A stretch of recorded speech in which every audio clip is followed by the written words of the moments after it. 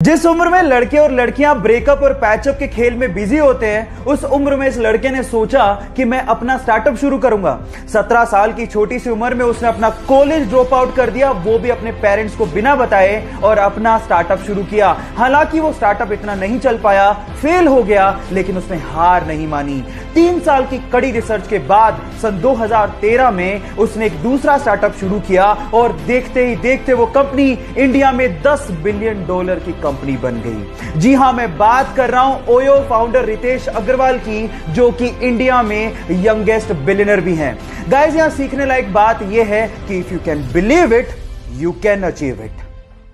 जब वो हैदराबाद जाने के लिए रेलवे प्लेटफॉर्म पे खड़ा था तो पैर फिसलने की वजह से वो सामने से आती हुई ट्रेन की चपेट में आ गया, जिसकी वजह से उसके दोनों पैर कट गए। 2 घंटे तक उसको किसी ने हाथ भी नहीं लगाया और 6 घंटे की मशक्कत के बाद उसे अस्पताल पहुंचाया गया, जहां पर डॉक्टर्स ने उसकी मां को कहा कि इसके शरीर से पूरा खून बह चुका है, अब वो जिंदा नहीं बच सकता। लेकिन फिर भी उसकी मां ने कहा कि चाहे जिंदा रहे या मरे, मैं इसका इलाज जरूर कराऊंगी क्योंकि ये मेरा बेटा है। जैसे तैसे पैसे जुटाकर उसका इलाज करवाया गया। वो जिंदा तो बच गया, लेकिन उसने अपने पैर गवा दिए। इस सिचुएशन पे उसके भाई ने उसका साथ छोड़ दिया। लोगों ने उसे भीख मांगने तक की सलाह दे दी, लेकिन उसने कहा कि मैं भीख नहीं मांगूंगा, मैं हार नहीं मानूंगा। उसने जिम ज्वाइन किया, अपनी बॉडी बनाई, वीडियोस अपलोड की और बहुत सारे लोगों के लिए एक मिसाल बन गया। उसका नाम है देव मिश्रा, जिसने हमें यह सिखाया कि जिंदगी हौसले से जी जाती है। एक सुपर हीरो मूवी में हीरो के किरदार की बजाय अगर विलेन का किरदार आपके दिलो दिमाग पे छा जाए तो आप सोच लीजिएगा कि विलेन ने कितनी मेहनत की होगी। सिर्फ एक जोकर विलेन के किरदार के लिए वो 45 दिन तक होटल के कमरे में बंद रहा। इनफैक्ट उसने जोकर के मेकअप का डिजाइन भी खुद ने किया और एक मूवी के सीन में उसने हीरो को रियली उसे मारने को कहा ताकि सब कुछ रियल लगे। उसने इस कैरेक्टर में इतनी जान डाल दी थी कि वो greatest villain of all time कहलाया। और इस किरदार को निभाने के बाद उसे golden globe award, Oscar award तक दिए गए, लेकिन उसे रिसीव करने के लिए वो जिंदा ही नहीं था। कहा ऐसा जाता है कि ड्रग की ओवरडोज की वजह से फिल्म रिलीज से 2 महीने पहले ही उसका देहांत हो गया। अगर आप उस सुपर एक्टर का नाम जान गए हो तो एक बार चैट सेक्शन में उसका नाम लिखना मत भूलिएगा। 1997 में पैराशूटिंग के दौरान उसका पैराशूट ही नहीं खुला और वो सीधे जमीन पर आकर गिरा। बुरी तरह से जख्मी होने के बाद वो कई महीने तक हॉस्पिटलाइज रहा, लेकिन उसके बावजूद भी उसके अंदर का एडवेंचर का जुनून खत्म ही नहीं हुआ। जैसे तैसे रिकवर करने के बाद माउंट एवरेस्ट को फतेह करने के अपने बचपन के सपने को पूरा करने के लिए निकल पड़ा और 23 साल की छोटी सी उम्र में उसने माउंट एवरेस्ट को फतेह कर डाला और यह कारनामा करने वाला यंगेस्ट ब्रिटिशर बना। Yes, I am talking about Bear Grylls, जो कि अपनी मैन वर्सेस वाइल्ड सीरीज के लिए विश्व विख्यात हैं। गाइस, यहां सीखने लायक बात यह है कि लाइफ में प्रॉब्लम्स सबके आती हैं, लेकिन जो उसका डट के सामना करते हैं, लोग उसी के बारे में चर्चा करते हैं।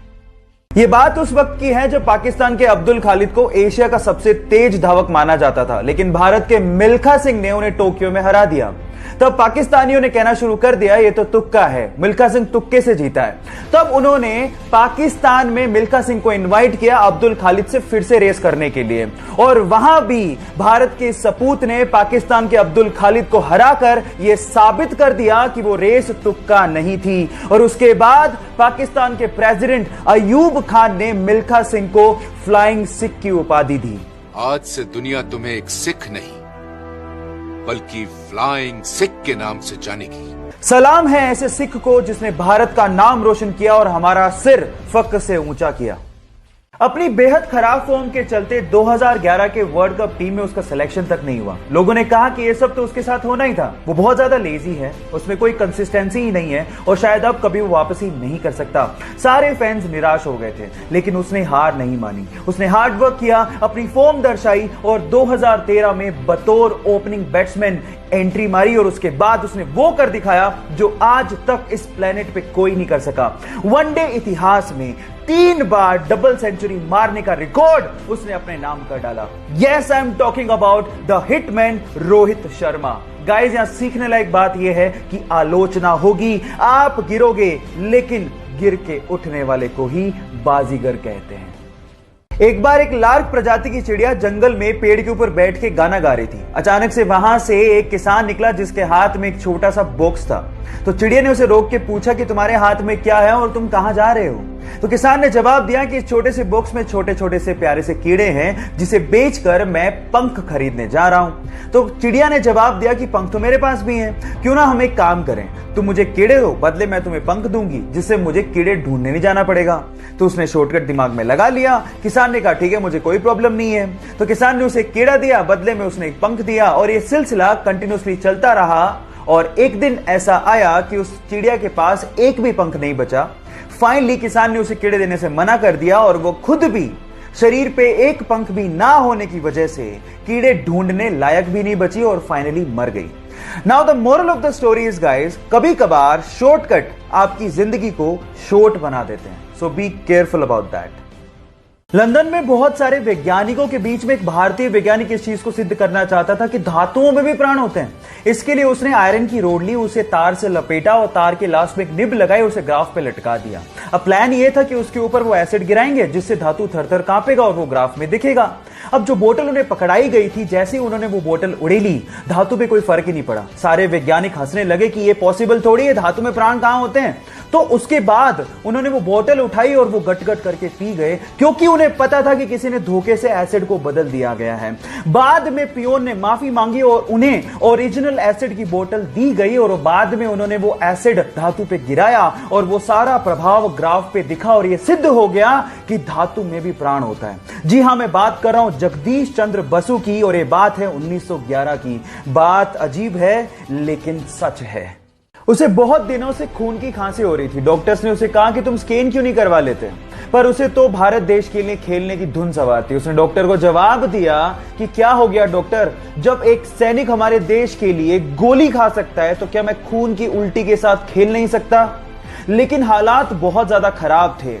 जब रिपोर्ट्स आई तो पता लगा कि उसे कैंसर है और इसके क्योर के लिए उसे बाहर जाना पड़ा। वो कम से कम 1 साल तक अपने खेल से दूर रहा। लोगों ने यह तक कहना शुरू कर दिया था कि अब कभी वो वापसी नहीं कर पाएगा, लेकिन उसने मेहनत की और वापसी करने के बाद उसने अपने वनडे करियर का सबसे बड़ा स्कोर बना डाला। Yes, I am talking about Yuvraj Singh, जिनका कहना है कि अपनी तकदीर को तुम खुद लिखो और कभी जिंदगी में हार मत मानो।